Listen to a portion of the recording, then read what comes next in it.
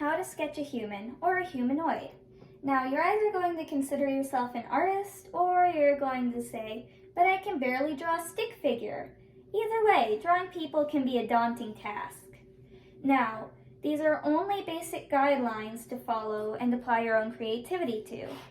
It works for drawing people, original characters, anything really. If you want a step-by-step tutorial for any of these things, I'd suggest going to YouTube. There are plenty on there.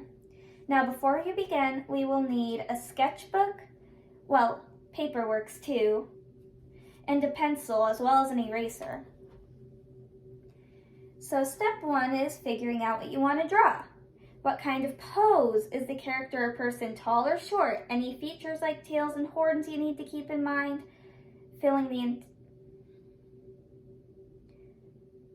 What kind of pose are you looking to draw? Is the character or person you're going to draw tall or short? Are there any features like tails and horns to keep in mind? Are you looking to fill up the entire page? Are you adding a background? Is the drawing going to be cropped? There may be more questions you may ask along the way, but most of those can be figured out as we go. Step 2 is just drawing the basic shape of the head. Now, just like this would be fine.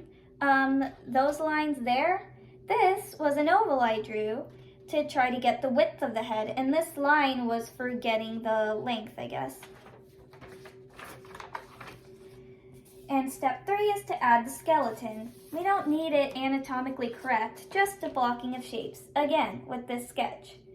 This is going to be the torso. I like to use triangles or trapezoidal shapes most times.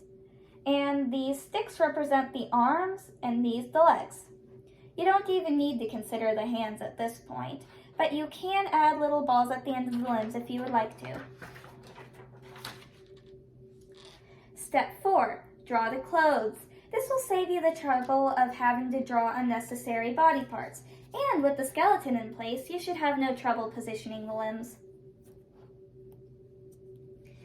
Step 5 is erasing the unnecessary lines under the clothes so that you can revise and edit the clothing design without being confused by unintentional sketch lines. Step 6 is to fill out the limbs and make them look more like, well, arms and legs, and less like sticks. Give some attention to the neck, the feet, and the hands at this point. Hands are always going to be hard to draw because they involve a relatively high level of detail at a small scale, no matter how you draw. So have fun with that. Step 7 is to add some ears.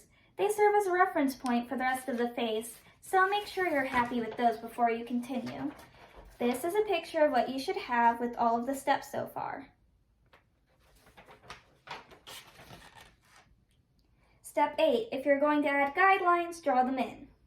The eyes should be around the level of the ears, so 2 lines across the face. The eyes should be around the level of the ears, so 2 lines across the face should determine the width of the eyes. The nose can be represented by a short dash and the mouth by a slightly longer dash. There really is no set formula for what proportions to give a face, so just mess with it until you're happy. Step 9. If you're planning to add on non-human elements, draw them in. Now is a perfect time for horns, wings, and tails. It won't confuse the human anatomy, and it won't interfere with things like hair. So it's a perfect time, really.